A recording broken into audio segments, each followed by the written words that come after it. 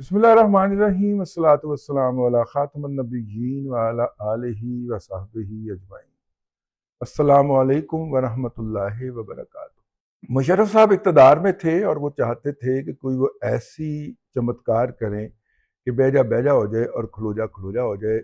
ان کے ماشاء اللہ لگاتے ہی 12 اکتوبر 99 کو امریکہ نے پاکستان کے اوپر معاشی پابندیاں لگا دی تھیں۔ مجھے یاد ہے اس وقت پنجاب کا بجٹ 20 ارب روپے تک محدود کیا گیا تھا۔ صرف اس وقت ڈیولپمنٹ بجٹ کی بات ہو رہی ہے جو آج کل تقریباً 600 سے 750 ارب روپے تک کا ہوتا ہے۔ 500 ارب سے تو زائد ہی ہوتا ہے۔ وہ 20 ارب روپے تک اس لیے محدود کیا گیا تھا کہ پاکستان پہ پابندیاں تھیں۔ یہ پابندیاں وہی کنٹینیوشن تھیں جو 28 مئی کے ایٹمی دھماکوں کے نتیجے میں پاکستان پہ لگی تھیں، اور پاکستان اس سے سروائیو کرنے کی کوشش کر رہا تھا، لیکن جیسے ہی جمہوریت کا لپیٹا گیا تو اس کے بعد مشرف صاحب کو اپنی پڑ گئی۔ خیر وہ شوکت عزیز صاحب کو گھیر گھار کے لائے اور شوکت عزیز صاحب نے چمتکار دکھانا شروع کیا، لیکن کوئی بات بن نہیں رہی تھی۔ تو جہاں پہ انہوں نے مقامی سطح پہ اپنے آپ کو قبولیت دلوانے کے لیے، ہاں جی، ہاں، اپنے آپ کو قبولیت دلوانے کے لیے جہاں پہ انہوں نے مقامی سطح پہ ایک اور کام کیا، اور وہ کام یہ تھا کہ انہوں نے لوکل باڈیز کے الیکشن کروائے اور اختیارات کو نچلی جگہ پہ منتقل کیا، اور مقامی حکومتیں وجود میں لائی گئیں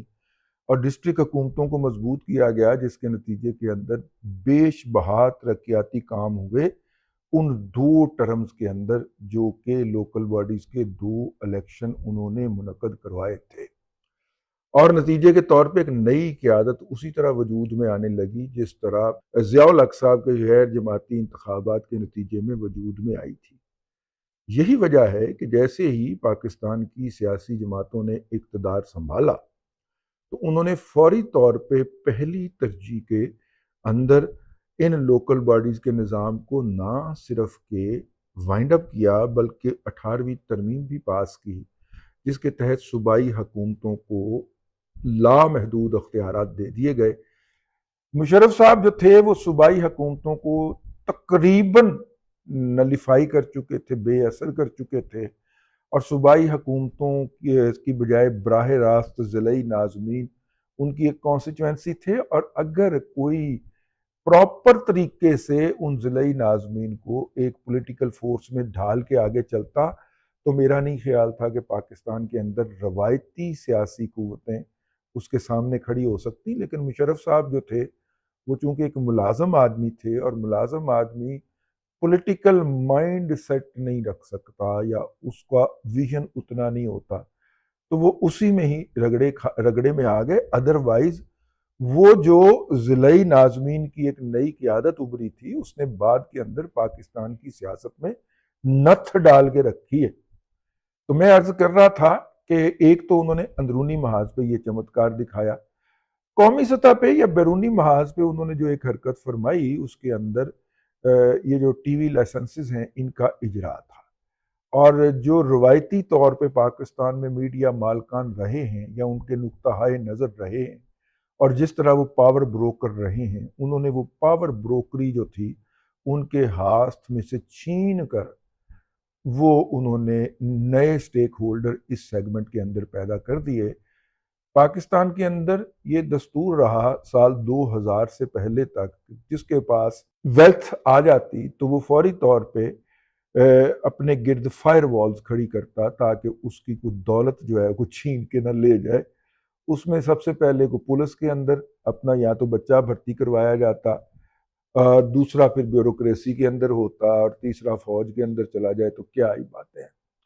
یا پھر یہ کیا جاتا کہ ان تینوں شعبوں کے اندر موجود لوور مڈل یا مڈل لیول کے لوگوں کے ساتھ تعلقات قائم کر لیے جاتے یا ان کو اپنے پے رول پہ رکھ لیا جاتا۔ سمجھا کریں، پے رول پہ کیا ہونا ہے؟ عید بقرعید کے اوپر کیک شیک بھیج دیا، سالگرہ کے اوپر فون کر لیا اور جناب کو تحفہ شفہ بھجوا دیا، اس طرح کی مطلب لوگوں کو کلٹیویٹ کرتے رہنا، کلٹیویٹ کر کے تاکہ جب کبھی میرے اوپر کوئی مصیبت یا افتاد پڑے تو سسٹم کے اندر سے میری حفاظت کے لیے لوگ موجود ہوں۔ مشرف صاحب نے پاکستان کے اندر طبقہ اشرافیہ کی یہ ڈیفینیشن بدل ڈالی۔ انہوں نے ٹی وی کے لائسنس جاری کرنا شروع کیے، اور ٹی وی کے لائسنسز کے اجرا کے اندر جو تھا انہوں نے نئے سیٹھوں کو وہ اندر لے کے آئے، اور خاص طور پہ وہ سیٹھ جو کہ اس وقت تک مشرف صاحب کی کرم کی باعث، اور خاص طور پہ جب 34 ارب ڈالر پاکستان کے اندر امریکہ کی طرف سے آیا تھا افغانستان جنگ کے باعث، اس کی بندر بانٹ کے اندر جو عناصر ان کے ہم نوا رہے، ان عناصر کو اب انہوں نے معاشرے کے اندر معتبر مقام بھی دلوانا تھا، تو ان کو میڈیا کے لائسنس دے کے کہا گیا کہ آپ بھی میڈیا ہاؤسز کھول۔ ان میں سے کچھ نے تو ٹی وی چینلز کھولے، جب ٹی وی چینل کھول لیے تو ان کو ان کے جماعتوں نے یا ایڈوائزر نے بتایا کہ جناب ٹی وی چینل اخبار کے بغیر جو ہے وہ کچھ بھی نہیں ہے، تو آپ اخبار بھی نکالیں۔ جو انہوں نے اخبار بھی نکال لیے، آن لائن بھی چلے گئے، یہ سارا کچھ ہوا۔ اچھا، اس دوران جو ماڑے موٹے میڈیا مینیجرز تھے یا میڈیا مالکان تھے، وہ سیٹ بننا شروع ہو گئے۔ کسی نے آئل کمپنی کا لائسنس لے لیا، کسی نے سکول کھول لیے، کسی نے کچھ کر لیا، تو وہ بھی اسی صف میں آگے کھڑے ہو گئے جن صف کے اندر یہ 9 دولتیے تھے۔ 19 20 21 22 یا 18 22 کے فرق کے ساتھ ایک ہی صف میں کھڑے ہو گئے۔ اب پاکستان کے میڈیا اونرز جو ہیں وہ اربوں پتی اور کھربوں پتی۔ کہنے کا مطلب یہ ہے کہ یہ جو نئے سٹیک ہولڈرز وجود میں آئے تو یہ بات طے ہو، یہ پاکستان میں فینومینا نہیں ہوا، دنیا کے دیگر ممالک میں بھی جہاں پہ جھوٹے سچے انتخابات کے نتیجے میں حکومت کی تبدیلی ہوتی ہے، یہ میڈیا مالکان وجود میں آئے، اور یہ سلسلہ 2010-12 تک چلا۔ 2011-12 کے اندر پھر ہم نے دیکھا کہ سوشل میڈیا ایپس آنا شروع ہو گئی، اور سوشل میڈیا ایپس کے اندر پھر جناب فیس بک آیا، پھر ٹک ٹاک آیا، پھر ٹویٹر آیا، پھر اس طرح کے اللہ دے اور بندہ دے پھر بہت ساری ایپس آ گئیں جو کہ سوشل انٹر ایکشن کو بڑھاوا دیتی۔ اور اس کے نتیجے کے اندر ہم نے یہ دیکھا کہ ان کو ایک انسٹرومنٹ سمجھا گیا، اگرچہ میڈیا کی اہمیت جو ہے وہ دنیا بھر کے اندر رائے سازی کے حوالے سے غیر متلغہ ہو چکی ہے، اور خاص طور پہ نئی نسل کے اندر، لیکن چونکہ پاکستان کی حکومت 500 سے 600 ارب روپے کے اشتہارات ان میڈیا ہاؤسز کو جاری کرتی ہے، اس لیے یہ جو کھوکھے کھڑے کیے ہوئے ہیں ٹی وی چینلز اخبارات کے نام کے اوپر، یہ بہت ضروری ہے کہ ان کو قائم دائم رکھا جائے، تاکہ حکومت سے وہ جو 600 ارب روپیہ ہے اس میں سے اپنا حصہ وصول کر کے بدماشی کی جائے۔ پچھلے 20 سال کے اندر اگر آپ غور سے دیکھیں تو پاور کاریڈورز کے اندر جو پاور بروکر ہیں وہ آپ کو میڈیا مالکان نظر آئیں گے۔ یہ میڈیا مالکان پہلے بھی پاور بروکر تھے، لیکن پہلے یہ حمید نظامی ہوتے تھے، پہلے یہ ہارونز ہوتے تھے، یا پھر ڈان کے ایڈیٹر الطاف حسین ہوتے تھے، پہلے یہ اس طرح کے لوگ ہوتے تھے، ٹھیک ہے، لیکن اب وہ بدل گئے۔ اب نئے چہرے آگے نام میں لینا ضروری نہیں ہے، آپ کے ذہن میں نام آ گئے ہوں گے، یہ نئے لوگ آ گئے۔ انڈیا کی طرف دیکھیں تو سارے کا سارا جو روایتی میڈیا تھا وہ گودی میڈیا ہو گیا، خرید لیا مودی صاحب کے فائنانسرز نے، وہ ادھر چلا گیا۔ اگر آپ برازیل سے لے کے ارجنٹائن تک اور برطانیہ سے لے کے امریکہ تک، رابرٹ مزداق نے سارا میڈیا جو تھا انٹرنیشنل وہ بائی کر لیا۔ رابرٹ مزداق صاحب نے حمایت کی ہے، اگرچہ ٹرمپ صاحب نے اپنی وکٹری سپیچ جو انہوں نے سادہ اکثریت سے صرف 8 یا 7 ووٹ دوری کے موقع کے اوپر عنایت کر دی ہے، اور اپنے آپ کو صدر ڈکلیئر کر دیا ہے، اس دوران جو ڈکلیئر کیا ہے اس میں انہوں نے 5 سے 6 منٹ جو ہے وہ ایلن مسک کی تعریف و توصیف کے اندر کیے ہیں، حالانکہ جو میجر سپورٹ ان کو آئی ہے وہ مزداق سے آئی ہے۔ وہ کیا ہے؟ ڈیوڈ مزداق، ہاں جو بھی اس کا نام ہے، وہ اس وقت دنیا کے 90% عالمی میڈیا کا مالک مانا اور جانا جاتا ہے، ٹھیک ہے، اس کے میڈیا نے دیا ہے۔ یہ جو لوگوں تک رائے سازی کی بات تھی وہ ایلن مسک صاحب نے فراہم کی، اور ایلن مسک صاحب جو ہیں وہ بڑی الٹی سیدھی حرکتیں کرتے رہتے ہیں، 9 دولتیوں والی تمام قباحتیں ان کے اندر پائی جاتی ہیں، ان کی طرف سے بھی ان کو اندھا دھند سپورٹ ملی ہے۔ پاکستان کے اندر وہ روایتی مائنڈ سیٹ جس کی سربراہی میاں نواز شریف صاحب کرتے ہیں، اور اب یہ واحد بچ گیا ہے، پیپلز پارٹی نے بھی اس سے توبہ کر لی ہے، ٹھیک ہے، اور پیپلز پارٹی کے بھی لوگوں نے دھڑا دھڑ چینل خریدنے اور کھڑے کرنے شروع کر دیے ہیں، اگرچہ اس کا وقت گزر چکا ہے لیکن انہوں نے شروع کر دیے ہیں۔ شرجیل انعام میمن صاحب جو ہیں وہ انفارمیشن منسٹر بھی ہوتے ہیں اور آدھی درجن چینلوں کے مالک بھی ہوتے ہیں، لیکن Nawaz Sharif mind of set کو کی طرف میں اشارہ کر رہا ہوں، وہ کھڑے ہوئے ہیں کہ جناب دیکھیں ہمیں کیا ضرورت ہے، ہم کیوں کریں ایسا، یہ کریں وہ کریں۔ نواز شریف صاحب جو ہے سال 2000 کے بعد دوسری دفعہ اقتدار میں آئے ہیں، ایک دفعہ وہ 2013 میں اقتدار میں آئے تھے، اب بالواسطہ طور پہ وہ 2024 میں اقتدار میں آئے۔ نہ وہ 2013 کے اندر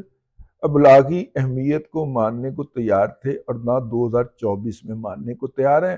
ان کا اور ان کے سپورٹرز کا ایک ہی نعرہ ہے، جی آپ ترقیاتی کام کریں، آپ ترقیاتی کام کریں اور پھر جناب اپنی روایتی پولیٹکس کریں تو لوگ آپ کو ووٹ دیں گے۔ لوگ آپ کو ووٹ نہیں دیں گے۔ ہر گزرتے دن کے ساتھ نواز شریف کے ووٹ کم ہوتے جائیں گے، کیونکہ جو ترقیاتی کام کے اوپر ووٹ دینے والا مائنڈ سیٹ ہے وہ میری نسل کا مائنڈ سیٹ ہے۔ میرے پاس اور 8-10 سال ہیں، 10 سال نہیں ہوں گے تو 20 سال ہوں گے، ٹھیک ہے؟ اور جو نئی نسل آ رہی ہے ہماری، وہ محض ترقیاتی کام کی بنیاد کے اوپر یا محض اس کے بنیاد کے اوپر ووٹ سازی کرنے کو تیار نہیں ہے۔ اس کا مائنڈ ایسے میک اپ کر دیا گیا ہے، آپ 6 مہینے بعد ایک دفعہ عوام سے مخاطب ہوتے ہیں یا ان کو درشن دیتے ہیں، لیکن آپ کے مخالفین ہر 6 سیکنڈ کے بعد اس کے موبائل کے اندر براجمان ہوتے ہیں، اس سے مخاطب ہوتے ہیں۔ اگر آپ امریکہ کے موجودہ انتخابات کا جائزہ لیں تو اس کے اندر جو اور بہت ساری چیزیں آپ کو نظر آئیں گی، ابلاغی محاذ کے اوپر اگر آپ کاملا ہیرس کو دیکھیں تو وہ اتنا ہی کم گو تھی جتنے کم گو نواز شریف صاحب، وہ اتنی ہی ناقابل رسائی تھی جتنی ناقابل رسائی نواز شریف صاحب ہے۔ اس کے مقابلے کے اندر ٹرمپ جو تھا وہ اتنا ہی قابل رسائی تھا جتنا کہ عمران خان قابل رسائی، وہ اتنا ہی زیادہ بولتا تھا جتنا عمران خان بولتا ہے، اور سیدھے سیدھے الفاظ کے اندر چور چور چور چور، اپنے مخالفین کی ای تئی پھیرنا، ان کی کردار کشی کرنا، اور اپنی بات کو اپنے انسٹرومنٹ کے ذریعے، میڈیا انسٹرومنٹ کی بات کر رہا ہوں، لوگوں کے کانوں تک نہ صرف کہ پھیلانا بلکہ اسے ان کے دماغوں میں کھولنا اور چٹنی بنا۔ ٹرمپ صاحب کا پچھلا دور ڈیزاسٹرس کا دور ہے، امریکہ کے لیے انہوں نے کوئی اچھا کام نہیں کیا، ٹھیک ہے، لیکن ٹرمپ صاحب نے اس دفعہ کا الیکشن ہیوی مارجن سے جیتا۔ ٹرمپ صاحب نے اپنے پچھلے الیکشن کے اندر امریکہ کی 150 سالہ ہسٹری بدل کے رکھ دی، ان کی پالیسیاں ریورس کر دی اور وہاں کی اسٹیبلشمنٹ اور وہاں کے پورے نظام کو ہلا کے رکھ دی، لیکن انہوں نے میڈیا کے ذریعے ایسی ذہن سازی کی، یہ میرا خیال ہے، میری رائے ہے، میرا دعویٰ ہے کہ اس دفعہ انہیں زیادہ ان کی تمام تر حماقتوں اور حرکتوں کے باوجود ان کے خلاف 30 مقدمات ہیں کرپشن کے اور 2 مقدمات ہیں اخلاق باختگی سے۔ کردار کا یہ لیول ہے، لیکن یہ ذہن سازی تھی کہ جس نے کہا اس کا کیا ہے۔ جس طرح آپ کو پاکستان کے اندر عمران احمد خان نیازی کے حامیان کہیں گے ٹھیک ہے وہ پلے بوائے رہا ہے تو پھر کیا ہے، ٹھیک ہے ٹیرین اس کی بیٹی ہے تو پھر کیا ہے، امریکن کے اندر اس کے میجورٹی ووٹرز نے اب ٹرمپ کے ناقدین کو وہی جواب دیا جو پاکستان کے اندر عمران احمد خان نیازی کے ناقدین کو دیا جاتا تھا، ٹھیک ہے۔ جس طرح ڈیموکریٹ دمب فول جاہل گنوار جو تھے وہ میڈیا کی اور ابلاغیات کی اہمیت کو نہیں سمجھ سکے، اسی طرح پاکستان میں بھی کچھ روایتی سیاستدان اس کی اہمیت کو نہیں سمجھتے، اور ان کے ساتھ بھی وہی کچھ مجھے لگتا ہے کہ جو بھی اگلا ٹیسٹ آئے گا ان کے ساتھ وہی کچھ ہو جائے گا جو کہ اس وقت ٹرمپ کے مخالفین کے ساتھ ہوا ہے۔ یہ سچے ہونے کے باوجود جھوٹے قرار پائیں گے، یہ جیتے ہونے کے باوجود ہارا ہوا خیال کیے جائیں گے۔ یہ بات جو ہے یہ میں گزشتہ کم از کم 4 یا 5 سال سے پٹ رہا ہوں اور آئندہ بھی انشاءاللہ میں پٹتا رہوں گا، کیونکہ اپنا کام ہے بتانا. اب میرا مطلب ہے کسی نے سننا ہے سنے، نہیں سننا نہ سنے، ہم نے تو اس سے باز نہیں آنا کہ آپ جب تک انفارمیشن کے بہاؤ کو کنٹرول نہیں کریں گے آپ اپنا سچ بھی لوگوں تک نہیں پہنچا پائیں. اور لوگ اپنا جھوٹ بیچ کے، اپنے گوبر کو حلوہ قرار دے کے اور بیچ کے پیسے کھڑے کر کے گھر کو جائیں گے. آپ اپنی معصومیت کو، شرافت کو، سچ کو، چلیے اب اپنے سچ کو اپنے سینے سے لگا کے بیٹھے رہیے. اب تک کے لیے اتنا ہی. اگلے ولاگ کے اندر پھر حاضری ہوگی. اللہ تبارک و تعالیٰ آپ کو آسانیاں عطا کرے اور آسانیاں خلق خدا میں تقسیم کرنے کی توفیق عطا کرے.